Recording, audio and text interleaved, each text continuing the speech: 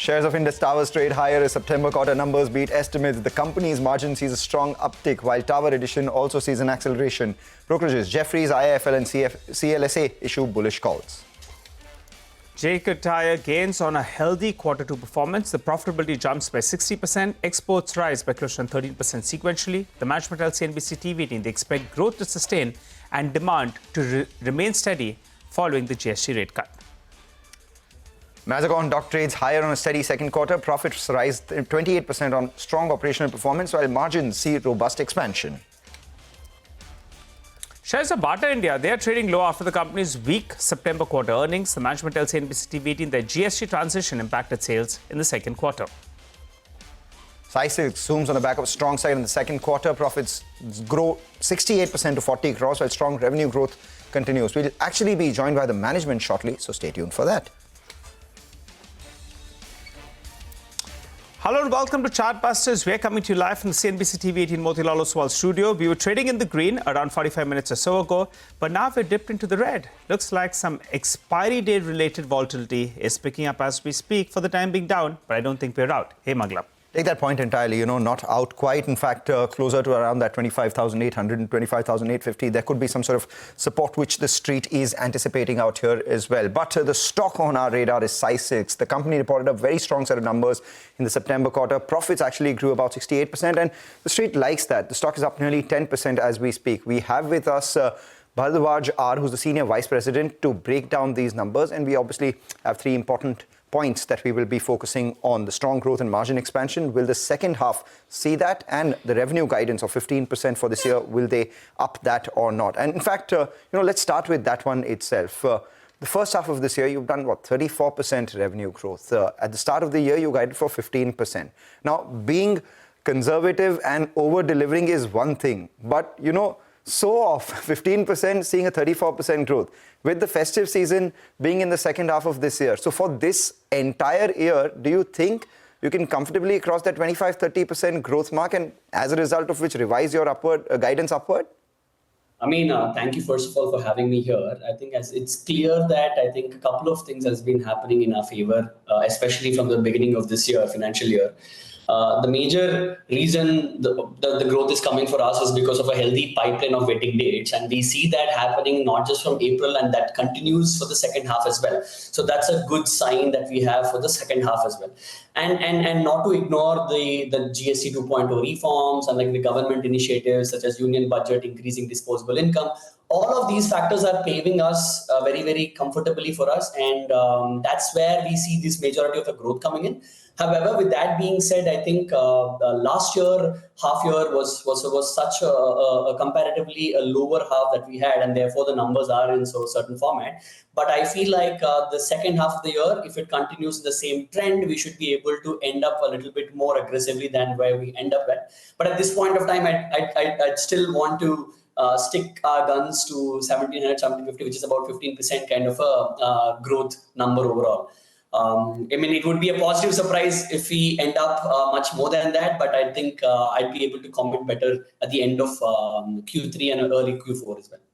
Okay, all right. So for the time being, Bharadwaj, you're sticking to 15%. Mathematically, it seems like that's not possible. You'll have to do much more when you see this sort of a growth in the first half of the year. Do you want to give us a more realistic number? Should we be working with something in excess of maybe mid-20s or something, going by the kind of growth, or you want to stick to 15%? So there are a few factors that we have to consider. I think this year, Dussehra Diwali onset has been a little early, has been pushed to Q2 instead of having it in Q3 last year. And therefore, there's a little bit of a business that has moved to Q2. And Q3, Q4, yes, it does have a decent amount of wedding dates as well as festivities. But overall, there would be some balancing out in Q3 as well. So all in all put together, I think anywhere between 15 to 20% will be a healthy number for us to achieve. Okay, all right. If you could give us a few more numbers, your SSG number, what was it for the second quarter? And for the year, what is the target? Yeah, so for second quarter, we had an SSG growth of about 17.4% of SSG growth. And for the full year, half year, we had a 21% SSG growth. And for the full year, probably we should be able to end up a high single digit kind of an SSG growth, considering the fact that there would be some balancing out that will happen. But overall, the goal for us is still to maintain a double-digit SSG growth.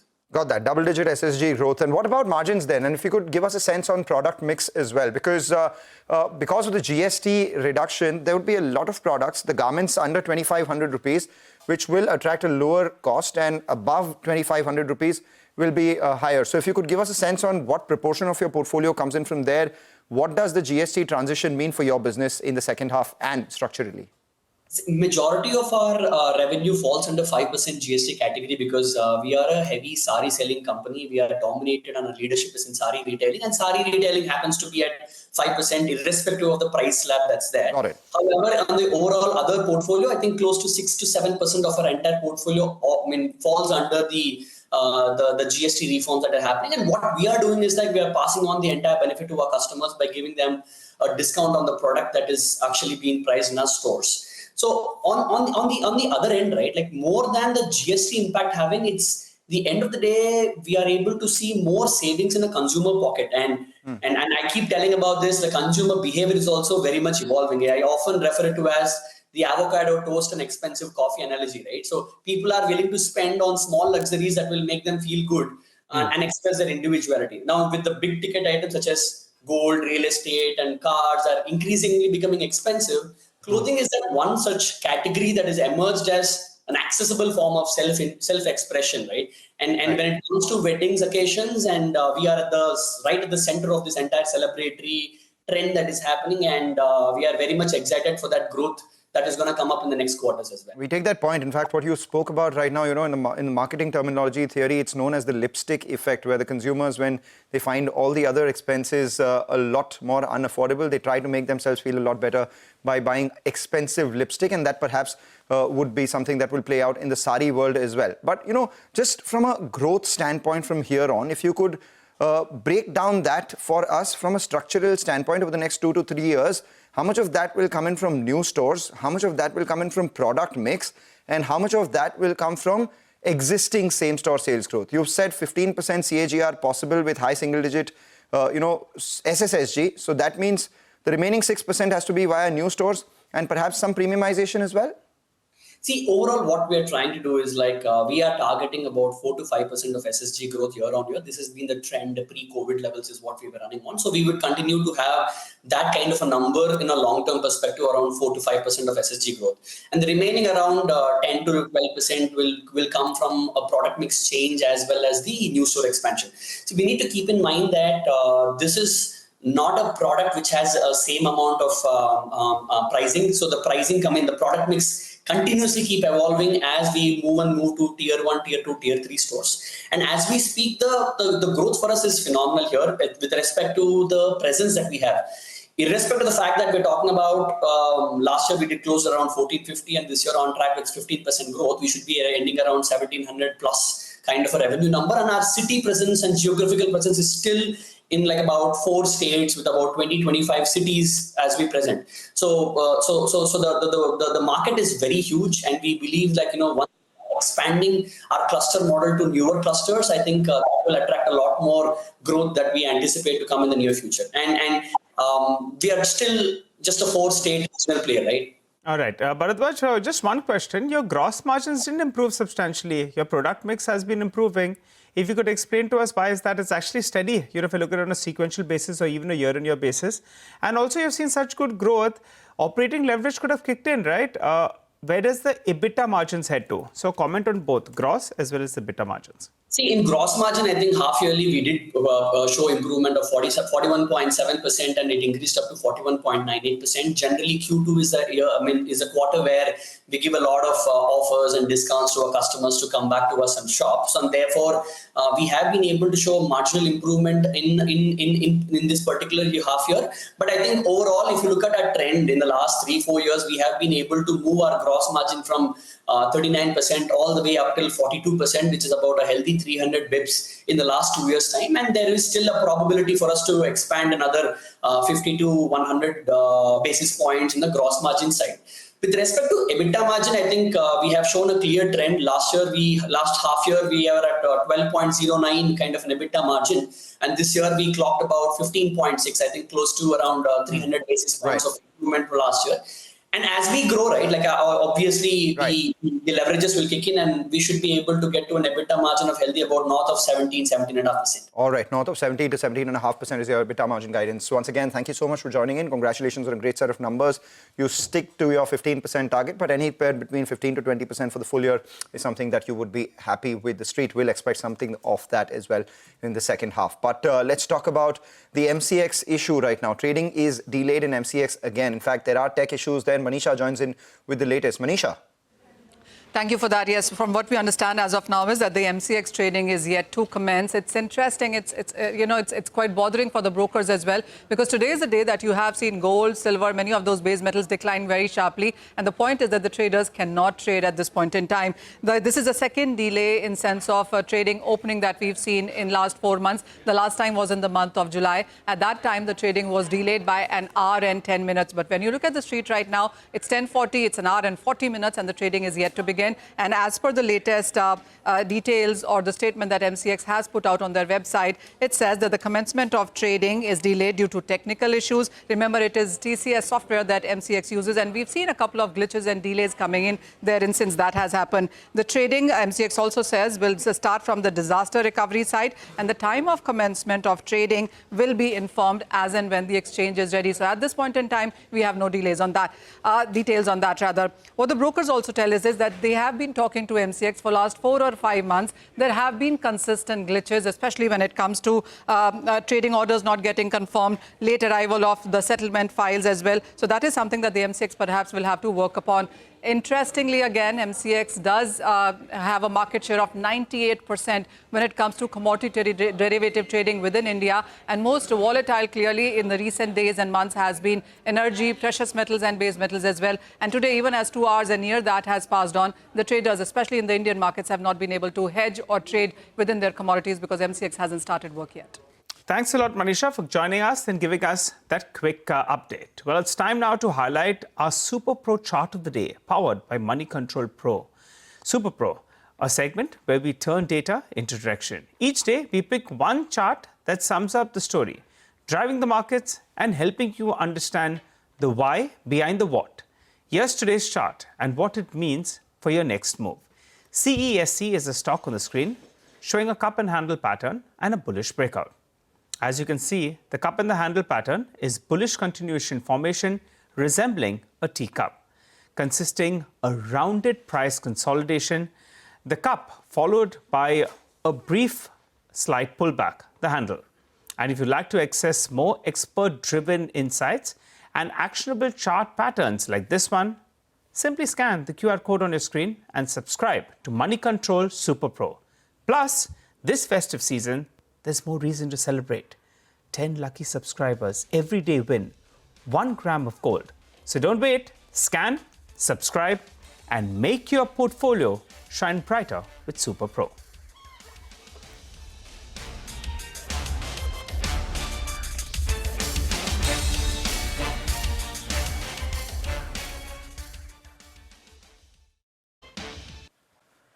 Well, Eternal is a stock which is doing well, and even as the market's holding around the 25,900 mark, there isn't a bigger fall beyond that level. So we'll watch out for that. And there is some news at the bottom of your screen for KPIT Tech too. But let's get in our tech guest. We have Somil Mehta joining in from Mirae Asset.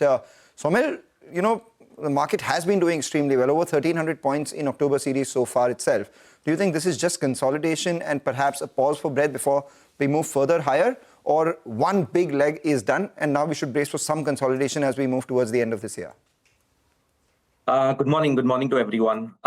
Yes, absolutely. It's just a pause. That's how I'm taking it as high top, high bottom formations. That's the most important part, that we are making these higher tops in monthly charts, and the momentum indicators on the higher time frames are on the buy side. So overall, the structure looks really good.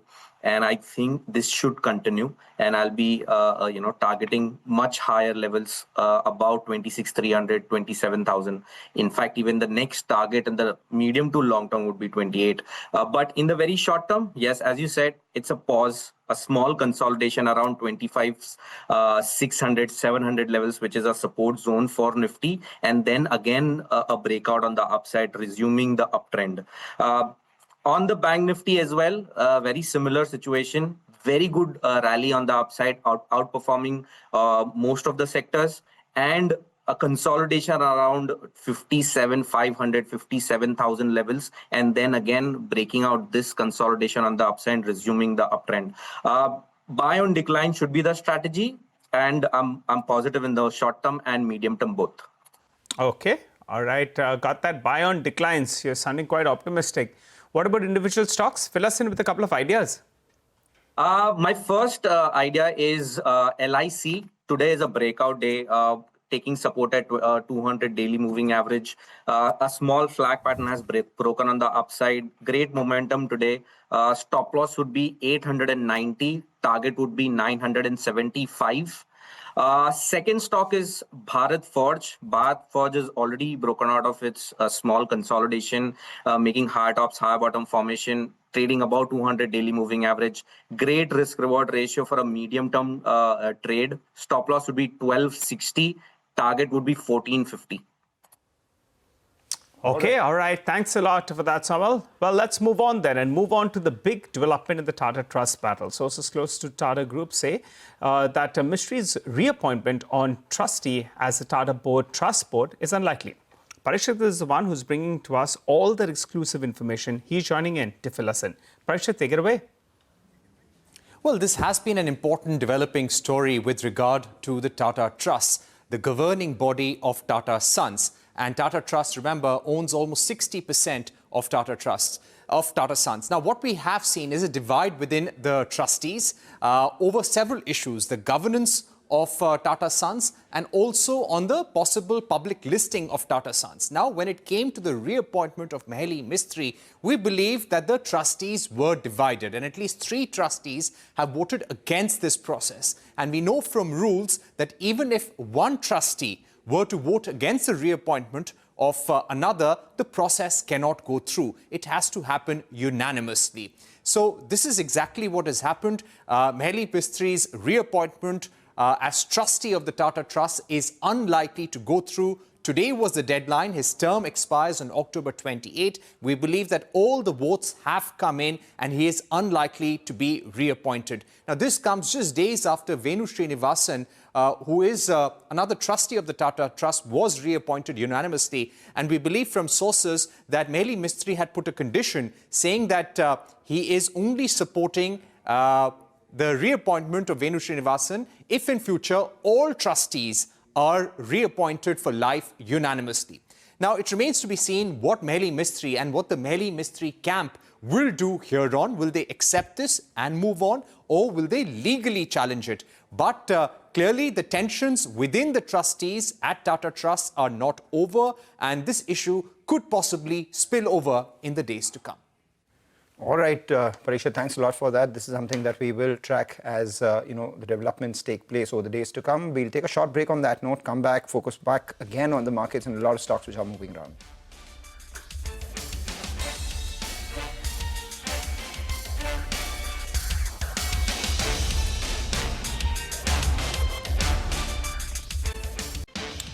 Welcome back. Well, as you can see to the top of the screen, all frontline indices trading in the red. And as we speak, the market's at the low point of the day. We'll wrap up on this edition of Chartbusters, but you stay tuned. The team of Trading Hour is waiting by.